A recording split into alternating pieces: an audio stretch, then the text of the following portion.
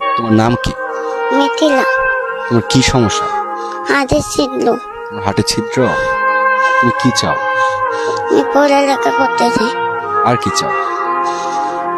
সবসময় চাই খুশি খুশি খেলতে চাই। খেলতে চাও? তোমার কি কথা বলতে কষ্ট হয়? হাঁটতে পারো না? না, হাঁটলে কি হয়? একটু একদিন আমার জিরাইতে হয়। মানে একটু একটা এক কাইক সামনে গেলেই তোমার শ্বাসকষ্ট হয়, তাই না? কথা বললেও শ্বাসকষ্ট হয়। না, আমি একটু একটু হাসতে পারি, একটু কথা বলতে পারি। একটু একটু হাসতে পারো, একটু একটু কথা বলতে পারো। জি। আপনারা সবাই এই ছোট্ট ফুল, এই মিথিলাকে বাঁচানোর জন্য আসুন সবাই এগিয়ে আসি।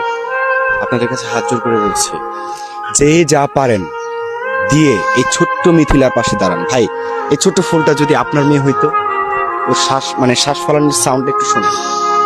এই ছোট্ট মিথিলা যদি আপনার মেয়ে হইতো, আপনি কি করতেন? ফেলে দিতে পারতেন? আপনাকে বলছি, আপনার সাধ্যে যা আছে দিয়ে সহযোগিতা করেন।